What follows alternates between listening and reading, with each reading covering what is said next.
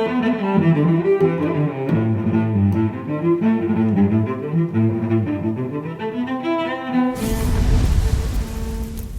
guys, Baumhardt here.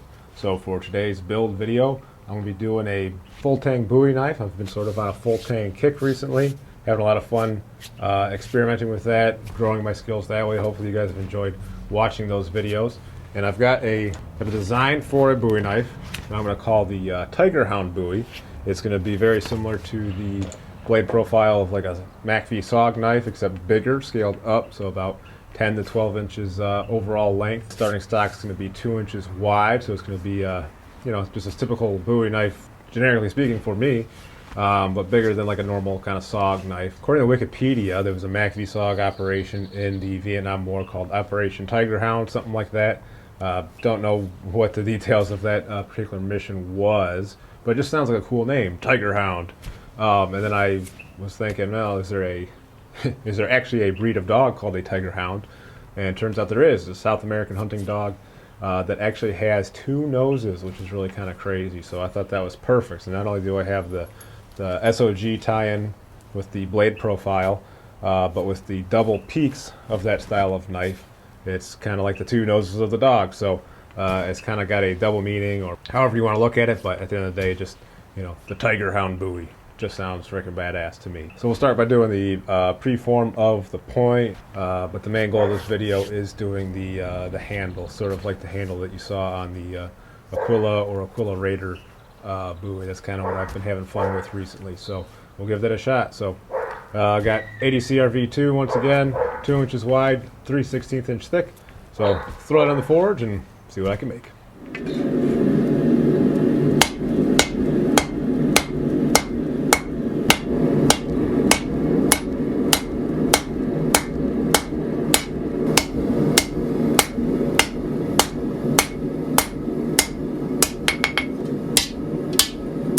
Okay, so I'm going for a real long fall stretch, so I'm just going to keep working this end down until we get it basically to the point.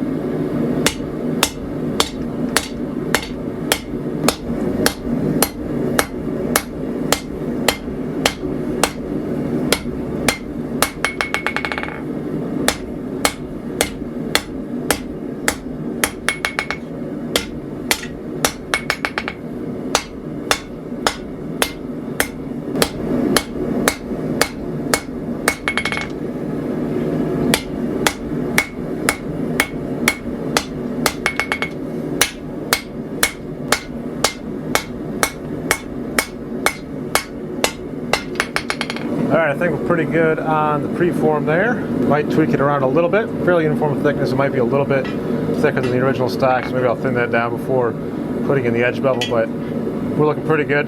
So the next thing I can do now is do that little bump, that dip on the spine.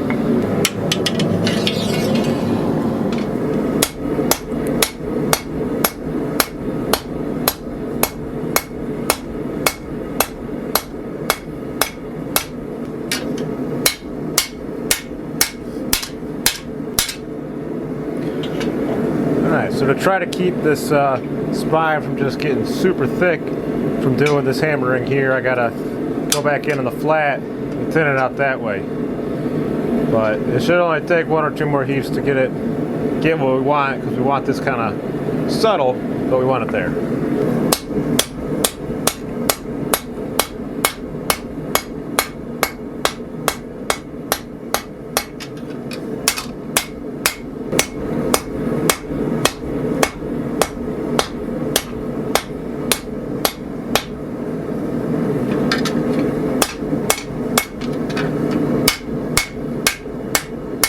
Alrighty, I think we're in good shape on the preform for the blade, so I can probably cut this down and we'll start working on the handle. Alright, so here's what our preform is looking like. It's cooled down so I can touch it all right. Yeah, right about here is 11 inches, so that should be pretty good. So we'll do a step down there, and we'll do a little, there'll be a little step down there for our tang, not much. Probably about, let's see, probably about that much is what I'll need for the handle, and that'll get lengthened out quite a bit. So I'll cut this down with the angle grinder, and we'll get this end in the forge and start working on this.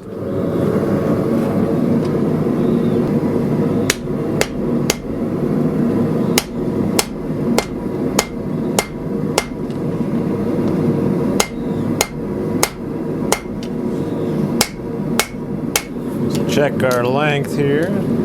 All right, so that's about at 12 inches. So maybe I'll scooch up an inch on that.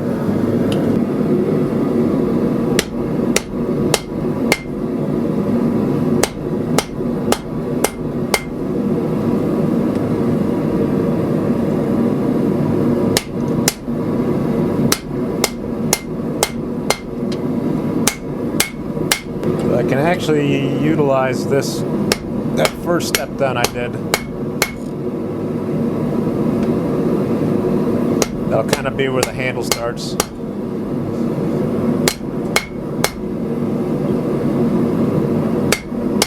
Let's see if we can deepen that ricasso just a little bit more.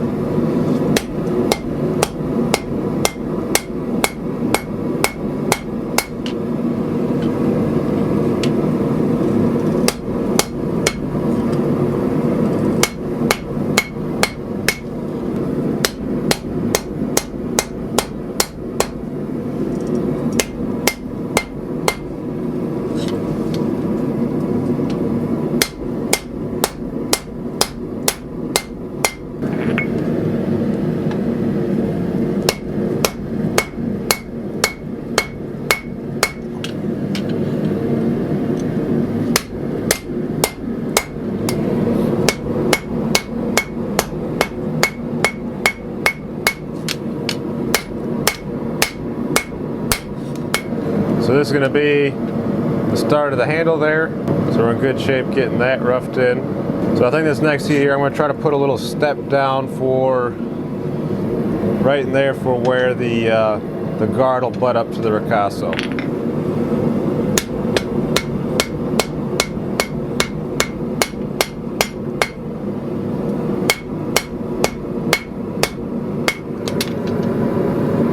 So we can keep driving that down a little bit, but we're in good shape.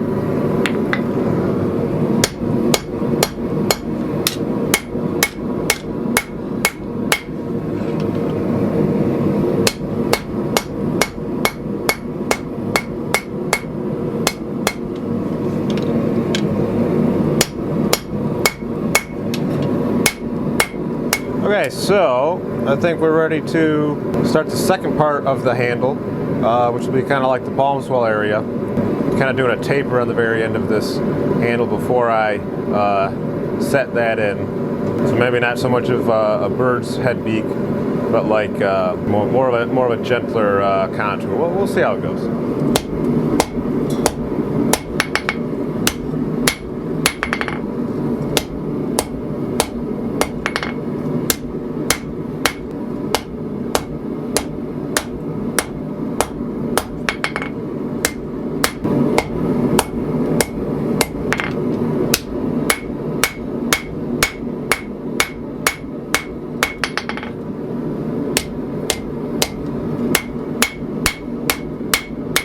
Alright, it's looking pretty goofy right now, but let's set in our second indent for the second palm swell.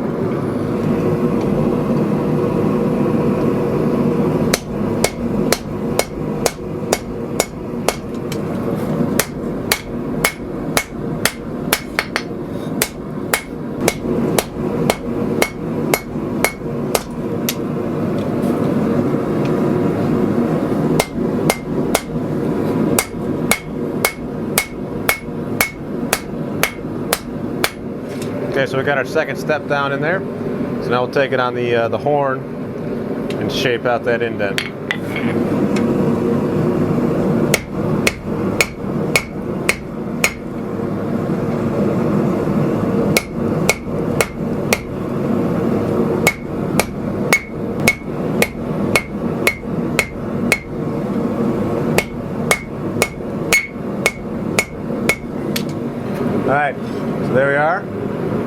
we just got to do something about this pommel piece here. Alright, so I got my cross beam here, and I'm going to use this to try to widen out that pommel end, kind of give a palm swell.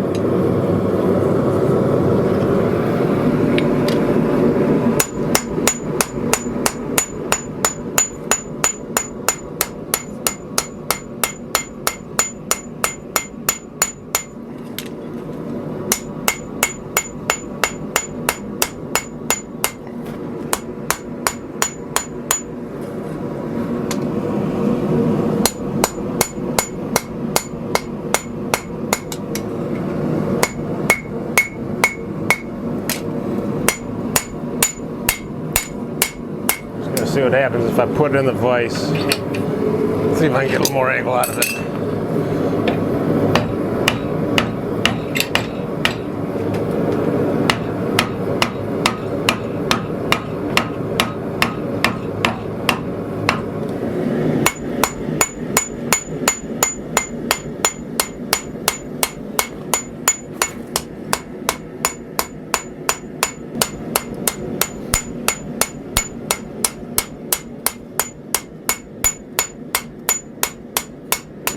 So now that we got those cross-peen indents there, switch back to the 4-pound rounding hammer and smooth that back out.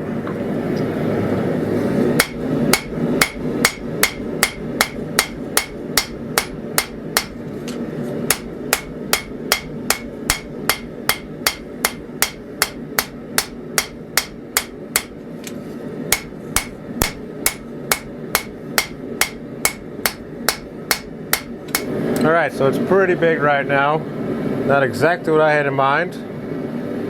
But let's go back to the horn. Make this a little more pronounced. We'll see if we can curve this over a little bit more. You know, might end up cleaning it up on the grinder. Not the end of the world.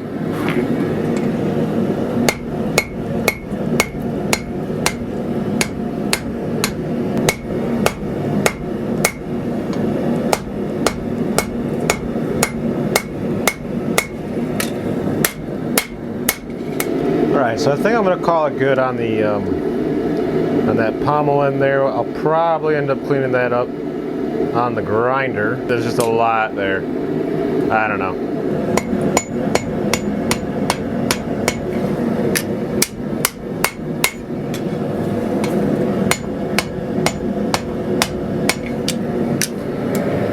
Now one thing I do need to keep in mind is I got to be able to get this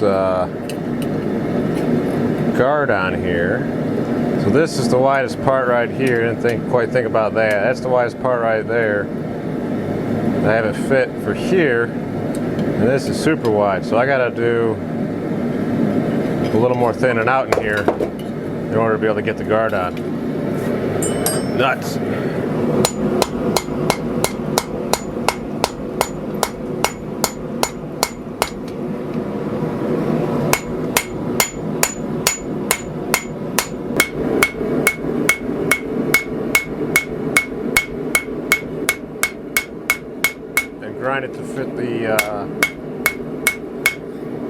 Grind it to fit the guard. I'm just trying to straighten it all out right now. So when we go to set the guard in, I'll probably grind down this ricasso a little bit. It'll fit up on here because I don't want to widen this part down too terribly much. But we get started on forging the blade bevels.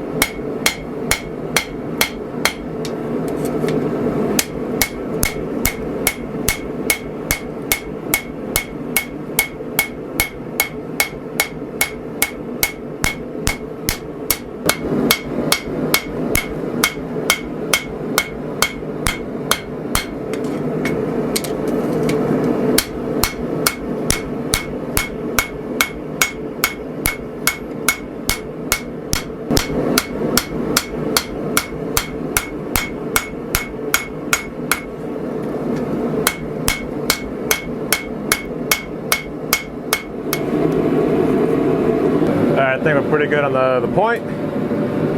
So we'll go ahead and start doing the rest of the belly here.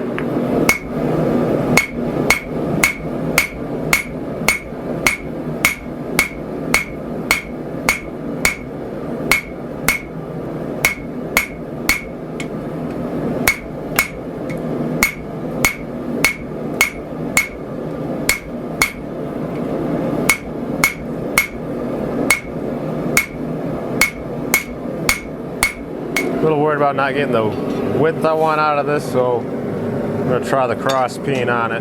Do some lateral strikes on it.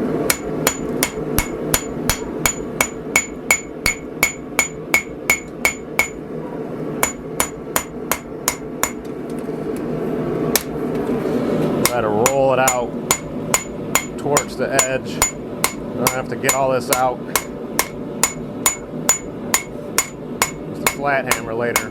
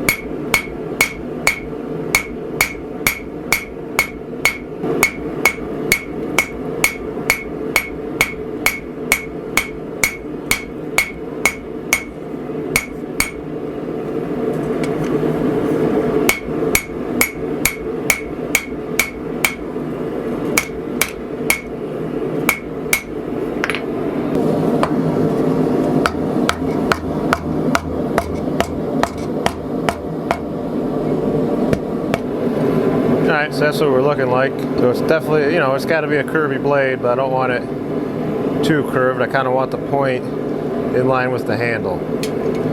I'd like to get a little more width out of it, but I'm not really sure if we'll be able to, but keep at it. Alright, so I don't need as much of a belly out of the blade here.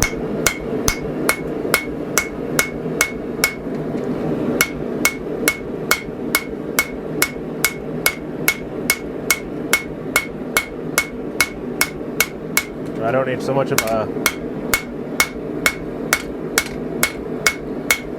don't need such a severe curve on this second hump here, so we'll get some of our curvedness out that way. All right, so we're still at 2 inches at this kind of narrowest point right here. I'd still like to broaden this up a little bit, but you can see we're doing pretty good on thinness. I think a little bit more will be there.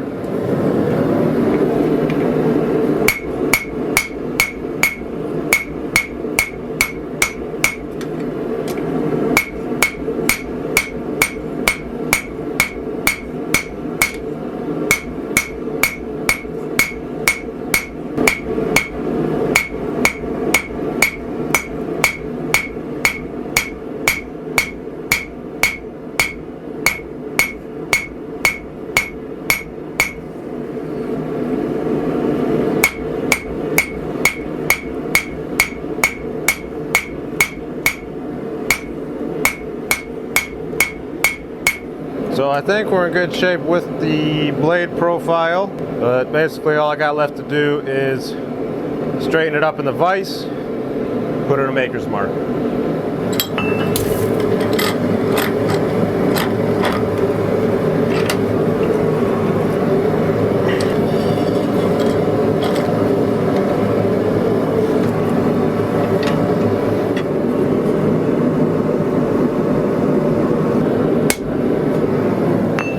Alright, so the last thing I'm going to do here is just anneal the handle, so that way I'll be able to drill those holes in there.